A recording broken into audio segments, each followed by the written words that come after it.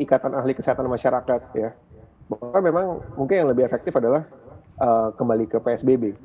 Karena kalau kita lihat sejarahnya ya, atau mungkin 2-3 minggu terakhir ini, atau ya mungkin 6 minggu terakhir lah, kita melakukan PSBB karena kita dulu grafik infeksinya meningkat, lalu kita relaksasi ketika menurun, ya Pak Gubernur DKI sudah menyampaikan hal tersebut. Tapi sekarang kita lihat grafiknya kembali lagi meningkat. Jadi kalau kita tujuannya adalah untuk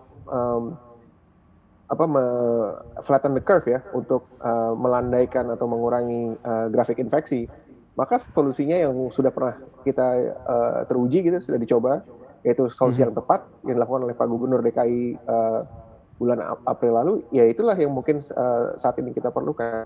Dan saya mau sampaikan di sini, tidak perlu berkecil hati.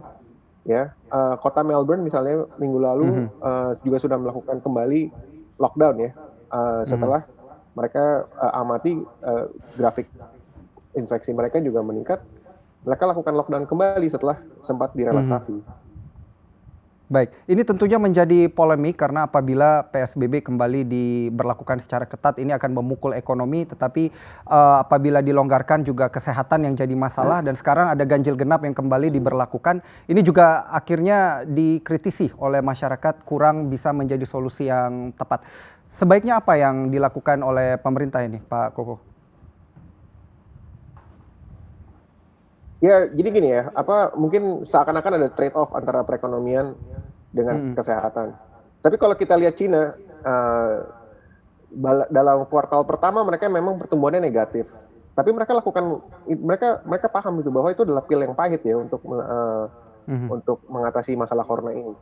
Dan di di kuartal kedua ternyata satu-satunya negara ya yang mungkin bukan satu-satunya, tapi ekonomi besar yang mencatatkan pertumbuhan positif ya Cina. Jadi gini, pada bulan Januari ya mungkin kita masih aman, kita masih merasa aman ya mungkin lebih tepatnya. Cina melakukan lockdown, oke, dan oleh karena itu mungkin memang betul bahwa pada kuartal pertama ya Januari sampai Maret mereka mencatatkan pertumbuhan negatif. Tapi setelah itu ekonomi kembali cepat bangkit dan mereka mencatatkan pertumbuhan positif pada kuartal kedua ini. Sedangkan kita, karena kita baru mulai sadar bahwa kita ada infeksi gitu ya, bulan Maret, kita lakukan lockdown, betul, jadi kita memang sekarang negatif. Tapi sekarang gini, saya nggak bilang ini pilihan yang mudah, ya, tapi kita udah lihat pengalaman Cina seperti apa, mereka menjalankan pilihan yang sulit, dan ternyata berbuah manis setelah pahit. Baik, apakah ini berarti PSBB transisi yang diberlakukan saat ini menurut Anda ini PSBB atau langkah yang cukup dikatakan cukup sulit diambil oleh pemerintah dan juga dipaksakan kemudian untuk tetap berjalan?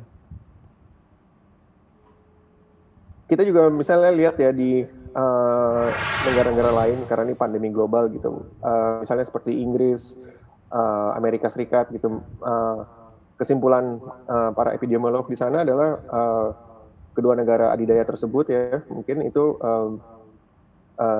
lockdown-nya terlambat, lalu membuka kembali atau reopen di ekonomi terlalu cepat. Makanya mereka juga melihat lonjakan kasus seperti ini. Kalau saya lihat grafik kita mulai meningkat lagi setelah grafik infeksi ya maksud saya, setelah Idul Fitri dan arus balik mudik kemarin, dan tentunya berbarengan dengan relaksasi. Jadi sekarang tingkat positivity rate kita memang mengkhawatirkan ya. Baik. Dan Pak Presiden Jokowi juga sudah mengingatkan kita semua ya, case fatality rate kita sedikit di atas rata-rata dunia ini catatan yang sebenarnya kita perlu kita bersama. Jadi